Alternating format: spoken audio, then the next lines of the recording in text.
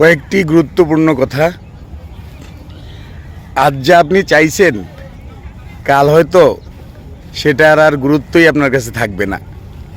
তাই নিজের সঙ্গে বন্ধুত্ব করুন। কোনো বন্ধুত্বই কিন্তু চিরস্থায়ী নয়। দিন শেষে দেখবেন অর্থ এবং পরিবারই সবথেকে গুরুত্বপূর্ণ। আজ যাদের জন্য টাকা পয়সা খরচ করছেন, বন্ধুত্ব ঘুরে ফিরে বেড়াচ্ছেন, একসময় মনে হবে সবই অসার। বন্ধুত্বটা নিজের সঙ্গে করুন, পরিবারকে ভালোবাসুন। সবথেকে গুরুত্বপূর্ণ যেটা, আপনার পাশে সবসময় যারা থাকবে তারা হচ্ছে আপনার পরিবার। আর্থিক সচ্ছলতা এবং পরিবারকে ভালোবাসা, এই দুটো যদি আপনার থাকে তাহলে দিনের শেষে আপনি সুখী। যত দিন যাবে, যত বয়স বাড়বে, আপনি স্বনির্ভর থাকবেন, কারো উপরে নির্ভরশীল হতে হবে না। আপনি ভালো থাকবেন, সুখে থাকবেন। ধন্যবাদ।